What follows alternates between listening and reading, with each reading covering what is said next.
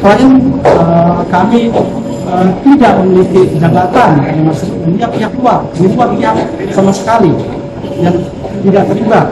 Sementara PT Arkindo dan PCM lah yang memiliki jabatan atribut yang dia itu sebagai pensia dalam melakukan tindak pidana korupsi ini.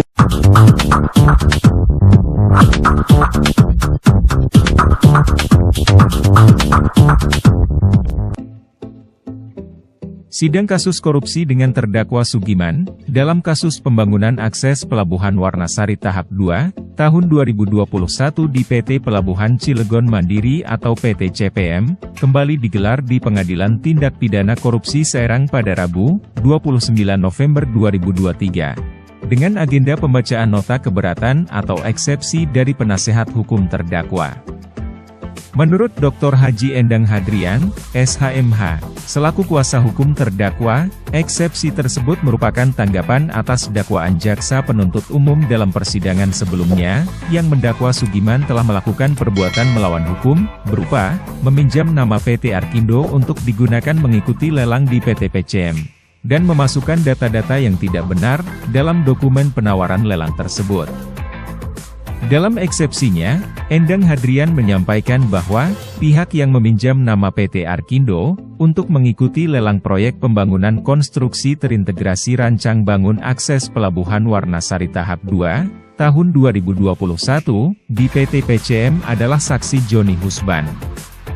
Hal ini terbukti, dalam perjanjian kerjasama proyek konstruksi terintegrasi rancang bangun akses Pelabuhan Warnasari PT PCM tahap 2, tanggal 22 Januari 2021, yang ditandatangani oleh terdakwa Insinyur Tubagus Abu Bakar Rashid, selaku Direktur Utama PT Arkindo dengan saksi, Joni Husban. Menurut Endang Hadrian, karena pihak yang meminjam nama PT Arkindo, untuk mengikuti lelang adalah Joni Husban, maka yang harusnya jadi terdakwa adalah Joni Husban, bukan Sugiman. Endang Hadrian juga menyampaikan bahwa, pihak yang memasukkan data yang tidak benar, dalam dokumen penawaran lelang, adalah Joni Husban. Dia juga yang berperan aktif membuat, dan mengirim dokumen administrasi penawaran lelang tersebut, ke PT PCM. Dan hal ini diakui Joni Husban dalam surat dakwaan penuntut umum, pada halaman 10, paragraf kedua dan ketiga. Endang Hadrian memaparkan, dalam persidangan eksepsi telah terungkap bahwa, perkara korupsi ini, masih sangat prematur, dan terkesan dipaksakan, karena perkara ini didasarkan adanya perkarawan prestasi atas perjanjian kontrak nomor 003, HK PCM, I 2021, tanggal 20 Januari 2021 antara PT Pelabuhan Cilegon Mandiri dengan PT Arkindo, PT Marina Cipta Pratama KSO, yang telah dimenangkan oleh PT Arkindo, PT Marina Cipta Kreasi KSO, berdasarkan putusan Pengadilan Negeri Serang nomor 121, PDT, G. 2023 PN, Serang, tanggal 12 April 2023 Junto, putusan Pengadilan Tinggi Banten nomor 175, PDT, 2023, PT BTN, tanggal 20 Juli 2023, yang saat ini sedang tahap pemeriksaan kasasi di Mahkamah Agung. Jadi menurut Endang Hadrian, seharusnya jaksa penuntut umum menunggu perkara perdatanya diselesaikan terlebih dahulu, sampai ada putusan pengadilan perdata yang berkekuatan hukum tetap. Endang Hadrian juga menyampaikan, di persidangan sudah terungkap, adanya dugaan kerugian keuangan negara sebesar Rp7.544.764 yang didakwakan penuntut umum, juga masih prematur, karena, dalam surat dakwaan, tidak disebutkan lembaga apa yang menyatakan kerugian keuangan negara tersebut. Sementara itu, Undang-Undang BPK dan Surat Edaran Mahkamah Agung, Nomor 4 Tahun 2016, jelas mengatakan bahwa, lembaga negara yang berwenang menghitung, dan menyatakan ada atau tidak adanya kerugian negara itu adalah Badan Pemeriksa Keuangan, bukan lembaga lain. Endang Hadrian berharap, majelis hakim bisa cermat, dan bijaksana dalam melihat fakta yang terungkap dalam sidang eksepsi ini. Karena putusan perdata Pengadilan Negeri Serang nomor 121 tahun 2023, dalam pertimbangan hukumnya jelas menyatakan, perkara pidana ini seharusnya menunggu putusan perdata ingkrah.